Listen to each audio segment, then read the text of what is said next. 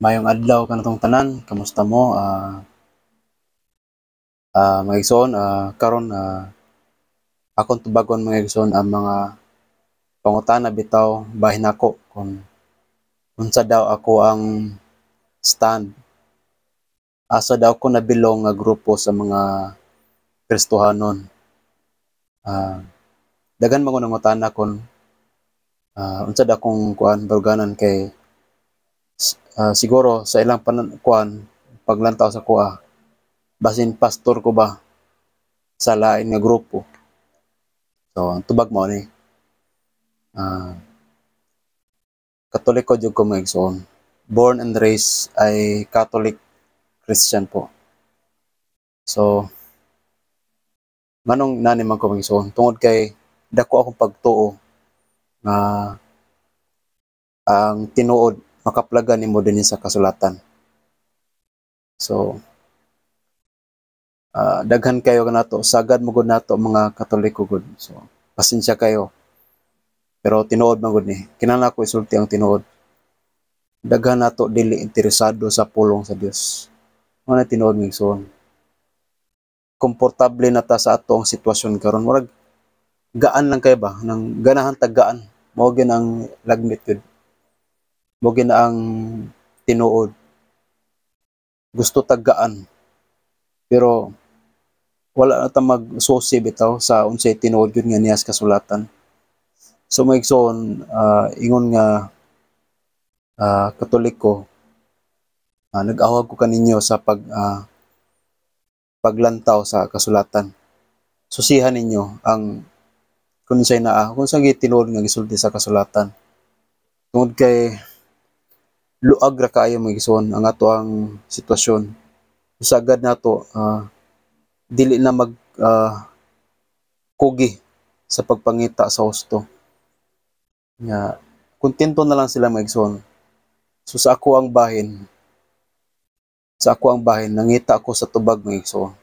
Kay tiaw ba na daghan kayong Kristohanong pondok karon, nagkalain-lain lang, daghan kay tanan, libuan na. So moingon ba ka nga doon na ba kay kaisog nga moingon nga kana sila di muluwas? So kung moingon gani ka na maigsoon, bot pasabot ana naghukom ka na. Giunhan nimo ang Dios. Og nahibalo ka nga ang Dios ra mo imukom. So wala magingon ang Dios nga pwede ka nang mohukom sa uban. Ayaw gina ninyo buhata maigsoon ko nga Katoliko. Kaya ako daghan kog mga kaila, daghan kog mga higala nga mga dili Katoliko. Ug sa akong kagalingon, dili ko pwede mosulti nga kana sila dili maluwas. Tungod kay ngano man, kung buhaton ko na, naghukom na ko. Unya mahimo kong hipokrito maigsoon. Kung kamo mahimo ninyo nga mosulti ana, siguro lang ninyo nga nagbuhat mo sa husto. Kaya kung dili, mas bugat gyud ang inyong silot mga igsoon. So ayaw ginan ninyo buhata mga igsoon nga kani siyang tawhana, kani sila tungod kay dili man ni sila dapig nato. Wala man ni sila nahimutang dinhi sa ato ang pondok. Dili na sila maluwas. Ayaw ginan ninyo gisulti mga igsoon. Utang bot mga igsoon, ayaw ginan ninyo gisulti. Tungod kay ngano man, hukman mo sa Dios. Di ba nag-ingon ng kasulatan nga ayaw ka mo paghukom sa inyong isikataw. Nya karon naghukom na mo tungod kay mao man na inyong panabot. Mao man na inyong baruganan. So sa ako lang ganing bahin, daghan na ganing mosulti ka unsa ko. Bisag wala sila nangutana nako. Nya mo na sayop nila kay wa sila nangutana nako. Nya adto ra man po sila mangutana sa wala sa kibaw. So diretso ako niya pangutana. Muna nga nagpahimangno jud ang kasulatan natong tanan. Ayaw gid pagsulti sa in behalf sa tao. Wala ka may balaw kung unsay naa niya. Kay dili ka Dios, wala ka makakita sa iyang kinabuhi. Muna tinud mga igsoon. So dili ka magparatang, dili ka magbutang-butang mga igsoon. Dili ka magpatuyang og tabi sa kung unsay naa sa tao, mga igsoon. Mao magay tugote mga igsoon nga magbiay-biay ta sa mga tao nga makasasala, di ba? Nahinomdom mo sa panahon ni Jesus, dunay nanapaw nga babae nakasala tungod sa pagpanapaw. Wala magani siya mo biay-biay. Ningon pa man gani siya nga sa dihang batuon na siya, ingon siya nga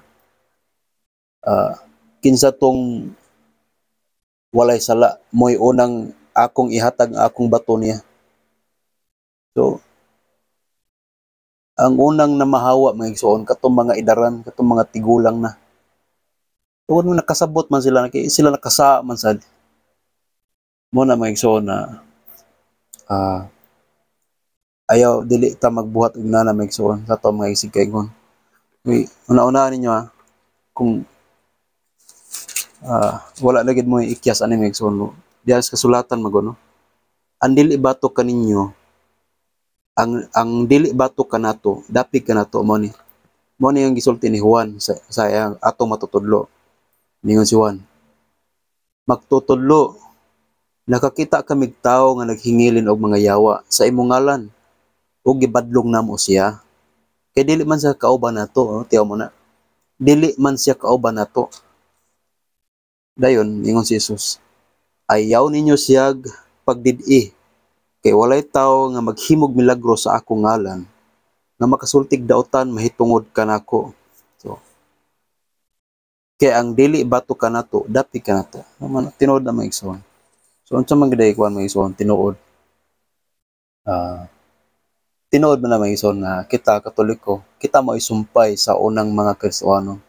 Walay duda na, walay question na mga igsoon. Nung doon na may mo question na so, masipyat gid sila. Masipyat gid sila biski pag magdebate sila, pildihon gid sila sa pangatarungan. Tinuod man sad. So, ang pangutana mga igsoon, kung nganong daghan ang ipahawa, mo ni pangutana. Siguro doon na problema mga igsoon, di ba? Doon na problema. Kay una-unaon nimo sa unang mga adlaw, ang tanan nga mga propeta nga gipadala sa Dios gipamatay nila. Sa may rason, kay dili man dapig nila sa mga Hudiyo, sa mga Parisiyo. Kay wala man moagi nila samot na si Jesus. Pangutana man gani nila si Jesus mga igsoon. Asa man gikag otoridad ning tawhana? Wa man ni moagi nato. Na ilang pangutana nga anak man ni kuan. Anak man ni Jose ug ni Maria. Jose nga panday. So kaya nagyon man kasulatan nga inigabot sa Mesiyas, walay makailan niya. Nya kay nakailan man ta ani. So dili ni maom. Una siya nga wala man sila ni agi ang mga propeta.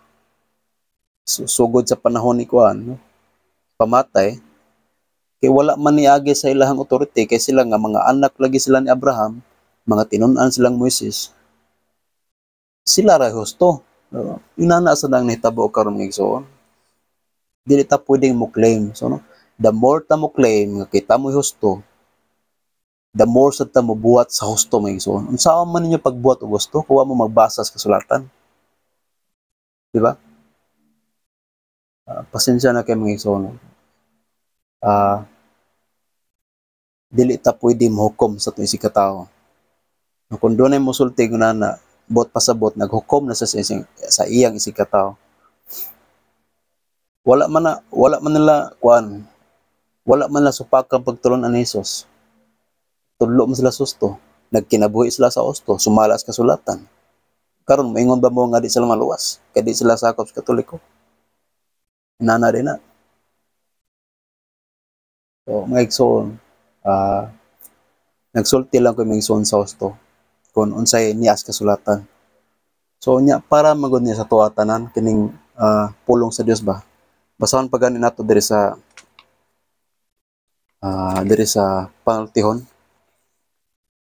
Panultihon 8 verses 1 hangtod sa arita lang sa kuan 5. So, pamati kay nagtawag ang kaalam. Nagpabati sa iyang tingog ang kahibalo. Sa ganghaan sa syudad, anaa siya nagtindog sa kabungturan, daplin sa dalan ug sa mga agyanan. Sa ganghaan sa syudad, duol sa pultahan nga anaa siya magtawag, mo niingon, "O katawhan, nagsampit ako kaninyo.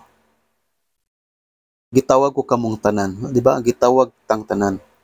Dayon, "O kamo mga walay kasinitian, paningkamot nga mahamtong kamo." So kinahanglan mahamtong.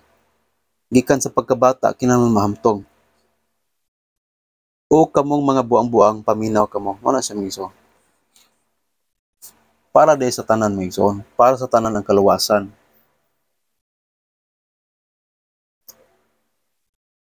Para sa tanan. No, nganong moingon man ta nga dili mo luwas ang kanang uban kay abi dili sila Katoliko. Kay naingon ta diha na doon na magoy nagisgot sa kasulatan nga mo ni kay namahawa sila kay dili man sila kauban nato. Pero katumangod sila una mga adlaw, may pahawa sila, unya gisupak nila ang pagtulon ni Jesus, kato sila tinuod na mahawa. Unya kay karon nga mga sitwasyon after nila, doon ay problema. Ngunong namahawa sila, doon ay problema sa sistema may so. Kung ganong namahawa sila. Di ba? Nya, dinhi sa panultihon 2, uno, nagtawag sa gihapon ng kaalam. Mo ni. No? Magpadayon na ba lamang kamo sa inyong binuang? Magsigi ba lamang kamo bugal-bugal sa kahibalo? So, dili na ba gyud kamo makasabot? Pamati kamo sa akong pagbadlong kaninyo. Hatagan ko kamog maayong tambag. So, og ipakigambit ko kaninyo ang akong kahibalo. So, i-share iyang kahibalo iso, no? Iyang ibahin. Nagsigi akog tawag kaninyo. Nagsigi akog tawag og dapit kaninyo apan dili kamo mamati. Ug wala lamang ako ninyo tagda. Wala ninyo tagda ang akong tambag og dili kamo gustong magpatudlo kanako. Mo na yang tubag kay dili man ta kuan, mo na sagad na to mo ni no. Bosa katawan ko lang kamo. Kun abuton kamo kalisdanan, bugal-bugalan ko kamo kun abuton na kamo kalisang. Ang kaalam ni siya, mingson. Ang espiritu sa kaalam mo niyang gisulti. Mutawag unya kamo kanako apan dili ko kamo tubagon. Pangitaon ako ninyo sa tanang dapit apan dili ninyo ako makitaan.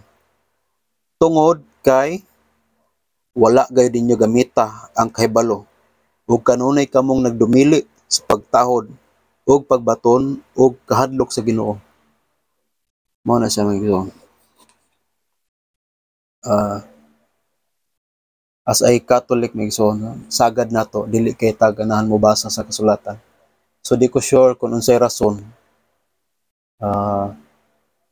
Nang hinaot ko nga wala nila gikaulaw ang Dios. Wala nila gikaulaw si Kristo kay kung nana man gani kung gikaulaw nila si Kristo mao ni ang tubag ni Jesus. Kung ikaulaw nila ako, ikaulaw ko usab sila. Ini abot sa takna magson. So magson dili unta taangay mo abot ana magson. Usa sa mga maayo gid nga leksyon nga akong nakatunan sa kinabuhi mao ni dili nimo pwede mabalik ang oras ang mga adlaw takna. Dili ka pwede mingon sa katapusan nga kung mabalik pa lang nako ang tanan, kung mabalik pa lang nako ang unang mga adlaw. Ano magson? Dili na nimo mahimo magson. Dili ka pwedeng mo blame. Mao man guni Ginoo, mao man guni gitudlo ni kuan. Mao man guni imong ilang gitudlo nako nga inanion ra namo. Kinahanglan mo simba ra mi sa anang adlaw. So, mao na magison. Babaw ra gid kaayo magison. Dili igo na siya magison. Kay sa gikaingon ko na din sa kasulatan kung nahinumdum mo katubitaw duha ka tawo nga nagbuhat og balay. Sumamong ni gitudlo ni Jesus kung akong balikon na. No? Apan ang tanan nga nakadungog sa akong gisulti ug dili mo tuman ini may sama sa usa ka taong buang-buang nga nagtukod sa iyang balay diha sa balas. Sa dihang mibundag ang ulan ug mibaha ug ang hangin mihapak ug mikusukoso niadtong balaya. Natumbak kini ang dagunob. So inana daw kuno ang mga pagtulon ni Jesus ba? Igo ra ta naminaw dayon wala ta implementation. So bot pasabot ana mga igsoon, kutob lang ta sa teory. Wa tay aktual. So di na pwede mga igsoon. Kung ari ka sa wala di makusweto mga igsoon sa ari bitaw sa na academics. So doon mga eskwelahan nga nagtudlo og theory, both theory and actual. So nindot na siya kay dunay theory, dunay actual. Apan no sa nana sad nga theory lang sad. So importante dunay actual. So muna dili man ta makakuha sa husto kung dili ta mag-actual. Kinahanglan na actual ginatong buhaton ang mga theory kanang mga inana. So yung nani sa niya siya mga igsoon. Nagbuhat og balay diha sa balas. Nya, igabot sa mga pagsulay sa kinabuhi nga nagrepresentar sa bagyo, sa pagbaha, guba gid man balay kay kuno nag-present man ni sa tuwang kinabuhi ng igsoon. Sa kundiin ta dapita nagbase. Sa di nato gibase nga atong kinabuhi. So ang pinakalig-on magud nga sukaranan ang asa ta magbutang sa tuang pundasyon sa atong pagtuo kang Hesus ra gyud. Naa niya ang pundasyon. So kung magkinabuhi ta sama siyang kinabuhi, so lig-on ta. Karon kay ang nakadungog niya di man motuman, so may bot pasabot man maluwas lang gyapon. Nya ang gingon diri nga magun-ob man kuno ang balay bot pasabot ang kinabuhi niyang tawhana. Igabot sa mga pagsulay, hugno na siya. Hugno na siya kay wa man niya tumana ang instructions. Kaning nadres kasulatan instructions ni. So, daghan kay nato may igsoon nga dili bitaw kay magtuki sa kasulatan. Sagad gid nato mga Katoliko marag igo na lang ba nang sayon na bitaw gusto tag sayon magud. Muna nga dili lang ta mo malain ako may igsoon kay doon na maginungutana nga kung saan ko niya kung kuhan. Mo ni siya. Kinahanglan ta magkat-on mga igsoon. Tungod kay nigabot sa adlaw, dili ta ka blame ni bisan kinsa. Ang ingon ta nga Ginoo di maora mo gud ni akong kuan nakat-onan. Busy mo gud kayo ko sa trabaho. Daghan kay ko kabisihan nga Ginoo, dili ta pwede nga naman. Maora mang sugod ni gisulti ni kuan, ngayon anion ra kuno. Dili na pwedeng na may igsoon. Di na pwede nimo na irason. Tungod kay obligasyon nato ang ato ang kaugalingon. So, dili nato isalig ang ato ang kaugalingon sa kuan. Kanang una bitaw, kinahanglan you must see it for yourself mga igsoon. Kung unsa gid ang tinuod. So, I'm lucky enough mga igsoon tungod kay nagampo mo ko sa Dios nga unta hatagan ko niyag kahibalo. Hatagan ta niyag tubag ang ako mga pangutana. Una nga wa masag ko niya pasagdi mga igsoon tungod kay iya masag kong gigiyahan. Doon naman sa tao nga nagtudlo nako, nagiya nako. Nya una nga na-feel sa nako nga inana gid siya, sakto gid tinuod. Una nga sakto po itong gingon ni Eli Soriano sa una mga igsoon na naluoy lagi siya nato lagi kay dili lagi ta suitos kasulatan. Makita magud sa buhat mga igsoon. Kamo suko kay mong Eli Soriano niya siya din naluoy din siya nato. Una mga igsoon, see it for yourself. So check it out mga igsoon. Tanawa sa kasulatan. So basin pa di ma-switch ang inyong hunahuna ngadto sa labing maayo. So wa ko maingon nga sayop ang inyong hunahuna karon So nang hinaot lang ko nga mas madugangan pa sa husto mga igsoon. Muna nga pasalamat ko kaninyo. Ang hinaot ko nga naa pa mo sunod nga maminaw usab mga igsoon. Maminaw sa ko ang mga explanations nga gikan sa kasulatan. Nya naghinaot ko nga hatagan tag kahibalo kaalam sa Dios. Nya salamat kay kaniyong tanan ug God bless niyong tanan. Bye-bye.